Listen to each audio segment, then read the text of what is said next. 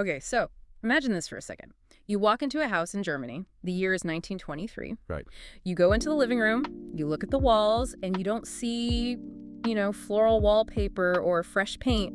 You see money. Actual banknotes. Actual official banknotes glued right onto the wall, like in neat overlapping rows. And just to be clear for everyone listening, this isn't some kind of avant-garde art project. Oh. It's not a millionaire showing off how much cash they have. No, it's the exact opposite. The person living there did that because the money was actually worth less than wallpaper. It was literally cheaper to use cash for decoration. Cheaper than buying a roll of paper. Or, okay, how about this? You want to buy a single loaf of bread, for lunch, but you can't fit the cash in your wallet? Not even close. You don't even use a briefcase. You have to take a wheelbarrow. A wheelbarrow just to carry enough bills to buy a sandwich. It sounds like something out of a dystopian novel, doesn't it? Or maybe like a glitch in a video game economy. But this was very, very real. We're talking about hyperinflation. Which is one of the scariest economic monsters we're going to look at today. Mm-hmm. But this deep dive, it isn't just about money gone wrong. It's about a century-long battle, a literal battle of ideas. And the central question of that battle is, who should be in the driver's seat of the world economy? Should it be the government or should it be the market? And that battle, it didn't just stay in textbooks or lecture halls. It defined the entire 20th century. It decided how billions of people lived, how they worked. And even how they died. To get it, you really have to go to that moment where the world just split in half. So let's go to 1946. World War II is over. Right. And Winston Churchill, the former British Prime Minister, he travels to Missouri and he gives a speech that completely changes the language of politics forever. He stands up, and you have to remember, this is the guy who stared down the Nazis. So when he speaks, people listen. And he says, from Stettin in the Baltic to Trieste in the Adriatic, an iron curtain has descended across the continent. That phrase, the Iron Curtain, it's so powerful. It is. And at first, it was, just a metaphor for the secrecy, the isolation of the Soviet Union. But it became a physical thing very quickly. We are talking about a 7,000-kilometer barrier. Fences, minefields, watchtowers. And of course, the Berlin Wall. And it wasn't just a fence to stop people from, hiking across the border. It divided the entire world into two teams. Two teams with completely different operating systems. On one side, you had the West. So NATO members like the USA, the UK, France, Canada. These were democratic countries, mostly capitalist or mixed economies. And on the other side, you had the East, the Warsaw Pact. The Soviet Union, East Germany, Poland. Right, and these were communist dictatorships running what we call command economies, where the government planned literally everything. Everything, like every single thing. Every shoe factory, every steel mill, every loaf of bread was accounted for by a state planner. Wow, so this wasn't just a standoff with guns and missiles, it was a standoff of ideas. It was a standoff of economic philosophies. And Joseph Stalin, the Soviet leader, he actually predicted this way back in 1927. Oh, really? Yeah, he said there would be two centers of world significance, a socialist one and a capitalist one. And they would battle for command of the world economy. And he was right. He was absolutely right. That battle defined the modern world. Yeah. But to understand why the world split like that, and honestly why we're still arguing about this stuff today, we have to go back even further. We have to look at the scars left by World War I. Okay, so let's unpack that, because before World War I, say around 1910, the world was actually, it was surprisingly connected, wasn't it? It was the first age of globalization. That's exactly right. Yeah. We tend to think of globalization as a new thing, the internet, Amazon Prime, container ships. Right. But back in 1910, technologies like the steamship and the telegraph had already made the world feel incredibly small. You didn't even need a passport to travel between a lot of countries. Which sounds completely wild today. No TSA, no visas, you just hop on a boat. Pretty much. Capital flowed freely across borders. There was a famous British economist, John Maynard Keynes, and we'll be talking a lot about him. The first of our main characters. Exactly. And he described how a Londoner could sit in bed, sipping his morning tea, and order goods from all over the earth by telephone, and just expect them to arrive on his doorstep. It was a golden age of stability. It sounds incredible, but then 1914 happens, an Austrian Archduke is assassinated, and that entire system it implodes. And World War I didn't just kill 20 million people. It completely shattered that global economy. It destroyed the trust that held the financial world together. And out of that wreckage, two major thinkers emerge. They are the main characters of our story. On one side, you have John Maynard Keynes. Okay, so let's talk about Keynes. If you're picturing some boring, dusty accountant in a gray suit, you need to just wipe that image away. He was not that guy. No, he was not a stuffy professor. He hung out with the Bloomsbury Group in London, artists, writers like Virginia Woolf. He was a celebrity. And he played the stock market, right? Oh yeah. Made a fortune, lost it all in the crash, and then made it all back again. He was cool. And his big idea was that the government had a duty, a moral obligation really, to step in when the economy failed. To fix it. To manage it. And on the opposing side, you have Friedrich von Hayek. Our second main character. Hayek was Austrian, a World War I veteran who served in the artillery. He was only 17 when he joined up. He saw the retreat, the defeat, the total collapse of the Austrian Empire firsthand. So while Keynes is in London sipping tea with artists, Hayek is literally watching civilization fall apart in the mud. Exactly, and that contrast is so important. For Hayek, the war proved that civilization was fragile. He believed that government interference, even with the best intentions, was a slippery slope. A road to serfdom, as he'd later call it. Precisely. He thought if you give the government power to control the economy, you eventually give them the power to control your life. So you've got Keynes, the optimist who wants to manage the machine, and Hayek, the skeptic who wants to keep the government's hands off it. And what Hayek saw in the 1920s, in his own part of the world, it just terrified him. Which brings us back to that wallpaper money we started with. Right, Germany, 1923. So Germany loses the war, and they're forced to pay these massive reparations. Basically payments for war damages. To the winners, France and Britain. But they can't afford it. Their economy is broken, so the government does the only thing it can think of. They turn on the printing presses. And this is Econ 101, right? If you print more money without actually creating more stuff to buy with it, the money becomes less valuable. Prices go up. But in Germany, they didn't just go up, they went exponential. Which is what we call hyperinflation. Right. Yeah. And the technical definition is a monthly inflation rate of over 50%. In Germany, it was just absolute chaos. It destroys the whole function of money. Usually, if I have $10 today, I expect it to buy roughly $10 worth of stuff next week. Sure. In hyperinflation, that trust is just gone. Yeah. Evaporated. The stories from that time are just unbelievable. A glass of beer would literally double in price while you were sitting there drinking it. You'd ordered it for $1 million marks, and by the time you finished, the check would be for $2 million. People were burning cash in their stoves because the paper itself was more valuable as fuel than it was as currency. And think about this. A pair of shoes that cost 12 marks in 1913. By 1923, it cost 32 trillion marks. Trillion. But it's the social impact that's the really scary part here, isn't it? It just wiped out the middle class. Completely. And this is the key. If you were rich and you owned, say, land or gold, you were mostly okay. Your assets held their value. And if you were poor and had nothing, well, you still had nothing. Exactly. But if you were a middle-class saver, a teacher, a civil servant, someone who put money in the bank for 30 years for retirement, poof, your savings were gone, worthless, dust. And Hayek watched all this happen. He saw that when people lose their savings, when they lose their security, they lose faith in democracy, they get angry, they feel betrayed. And when people are that desperate, who do they turn to? They turn to the extremes. Exactly. Hayek was convinced that this economic chaos paved the way for Adolf Hitler. For Hayek, inflation wasn't just an economic problem, it was an evil.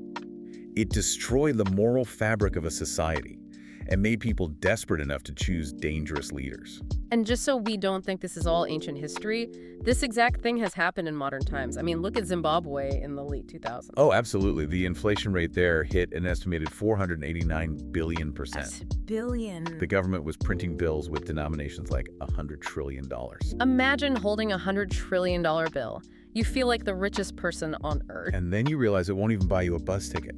It really drives home why Hayek was so terrified of governments messing with the money supply. But while Hayek was worried about prices going up, the rest of the world was about to face the exact opposite problem. The party of the Roaring Twenties was ending. And the Great Depression was looming. The 1920s in America, it was just a massive party. Everyone was buying stocks. Radio was like the internet of its day. A new technology everyone wanted in on. Yeah. Stocks in companies like RCA went from $1.50 to $600. It was a classic bubble. Everyone thought the party would never end. And then, Black Thursday, 1929, the bubble popped. and the world entered the Great Depression. Now, it's important we distinguish between a recession and a depression. People use them interchangeably, but they're not the same. Right. A recession is a normal, if painful, part of the business cycle, a temporary downturn. A depression is different. It's a sustained, long-term fall in the economy. It's an abyss. And the really terrifying thing about a depression is that it feeds on itself. It creates a vicious cycle. Economists call it the liquidity trap. Well, the paradox of thrift. Let's break that down, because it's the core problem Keynes was trying to solve. Think about it with a refrigerator example. If you're living in a depression and prices are dropping every day... Which is called deflation. Deflation, exactly. Are you going to buy a new fridge today? No way. If it costs $500 today, but it might cost $300 next week, I'm waiting. I'm keeping my cash. Exactly. You wait. And that's the rational thing for you to do. But because you don't buy the fridge, the factory doesn't sell it. So the factory has to fire workers. Right. And now those workers have no money, so they can't buy anything, which means prices drop even further. And now you wait even longer because maybe the fridge will be $200 next month. It's a death spiral. A total death spiral. And the human cost was just staggering. Half of all the banks in the United States closed. 15 million people were unemployed, people standing in bread lines for a single meal. Capitalism looked like it was broken, like it was the end. And this is where Keynes comes back onto the stage with his big revolutionary idea. He looked at this death spiral and he said, the market will not fix this by itself. He argued that in a depression, the government has to be the spender of last resort. Spending against the wind, he called it. Yes. His whole theory was that when times are good, the government should be prudent, save money, run a surplus. But when times are bad, when nobody is spending, the government has to borrow money, go into debt, and spend like crazy. Build roads, build dams. Paint murals, anything. It doesn't matter what they spend it on. The point is to just get money into people's pockets. So they can go out and buy that fridge. Precisely. To kickstart what he called aggregate demand. And of course, the critics told him, but that will create massive debt. That's dangerous in the long run. And that's when he had that famous comeback. In the long run, we are all dead. Which is a pretty bleak way to win an argument, but he had a point, right? He felt you had to save the patient now, or there wouldn't be a long run to worry about. If the patient is bleeding out on the table, you don't lecture them about cholesterol. Exactly. And in the U.S., Franklin D. Roosevelt, FDR, Fan Red, he listened. He launched the New Deal, and he created all these alphabet agencies to regulate capitalism. They regulated everything. I mean, take the airline industry. Today, we're used to airlines competing on price. But under the Civil Aeronautics Board, the government actually stepped in and set the ticket prices and told airlines which routes they were allowed to fly. They wanted to stop the chaos, to prioritize stability over pure free market efficiency. And while the New Deal definitely helped stabilize things, it was really World War II that seemed to prove Keynes' point, at least in that specific context. Because the war forced the government to spend unbelievable amounts of money on tanks, planes, ships. And boom, unemployment disappeared, vanished. Everyone had a job. So in 1945, the war ends, and Keynes is the hero. The world looks back at the chaos of the free market that led to the crash and says, never again. Planning becomes the new buzzword. It's everything. In 1944, at the Bretton Woods Conference, the world powers meet to design the post-war economy. They create the World Bank and the International Monetary Fund. The goal is to regulate the global economy to prevent another depression. And this shift wasn't just in America. Look at Britain. Winston Churchill, the man who led them to victory, faces an election in 1945 against Clement Attlee of the Labour Party. You'd think Churchill would win in a landslide, right? He's a global hero. You would think so. But Churchill made a massive, massive political error. He'd been reading Hayek's new book, The Road to Serfdom. Oh.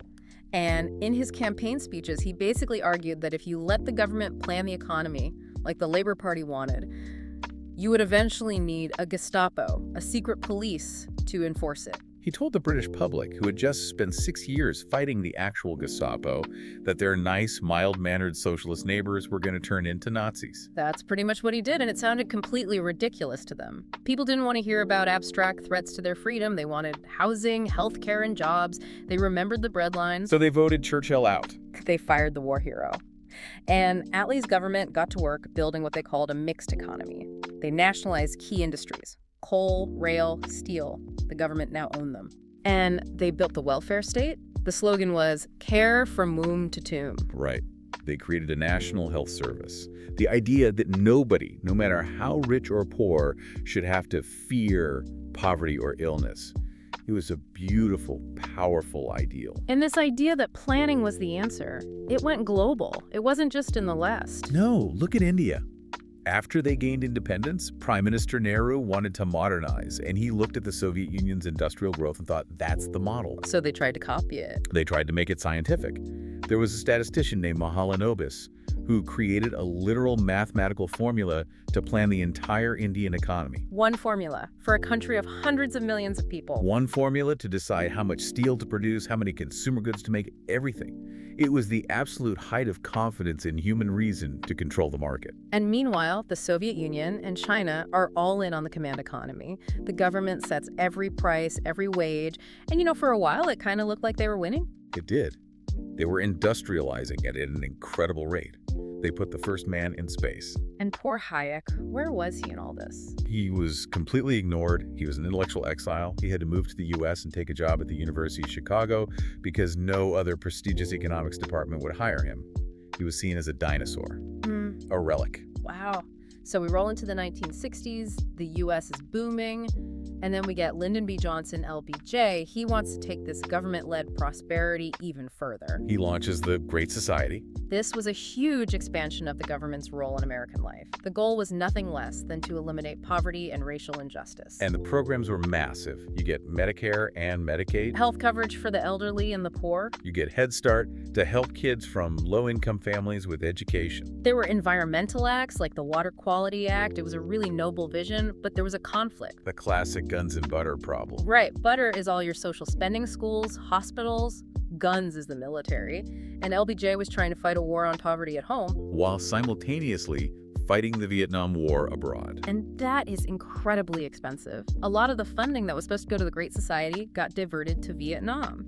But by the time we hit the 1970s, an even bigger problem starts to emerge. The Keynesian dream, this idea that the government could just fine-tune the economy like a machine, it starts to glitch. Then this is the plot twist. This is the crisis. Yeah. And the crisis had a name: stagflation. This is a super important term, so let's define it really clearly. Stagflation is the combination of stagnation. Meaning high unemployment and slow growth. And inflation meaning rising prices. And wait, according to Keynes, that's not supposed to be possible, is it? It's like being hot and cold at the same time. Exactly. The whole Keynesian theory relied on something called the Phillips curve, which basically said there was a trade-off. You could have more jobs if you accepted a little inflation, or you could have lower prices if you accepted a little unemployment. You were not supposed to have both at the same time. But in the 70s, we did. So what happened? How did the machine break? Well, there were some big supply shocks. The price of oil just skyrocketed because of conflicts in the Middle East, the 1973 oil crisis. So energy got really expensive.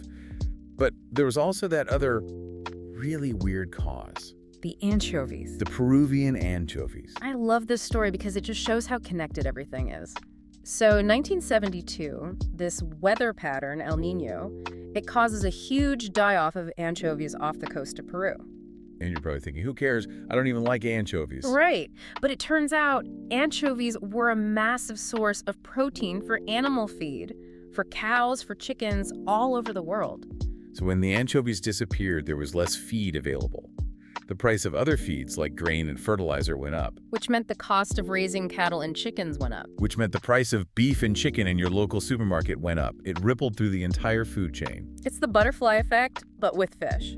So you've got high prices, high unemployment, and the governments. They basically panicked, didn't they? They had no idea which lever to pull. They panicked. They tried to use the old tools of control. In the U.S., President Nixon, a Republican of all people, imposed wage and price controls.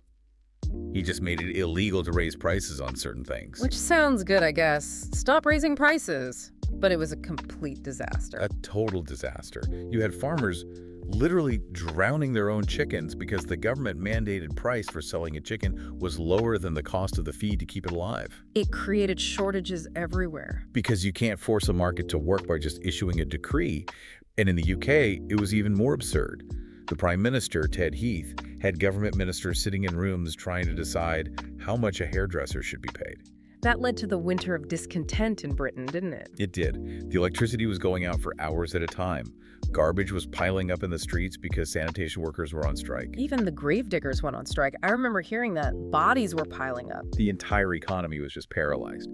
The post-war consensus, that beautiful idea that government planning was the answer, had failed.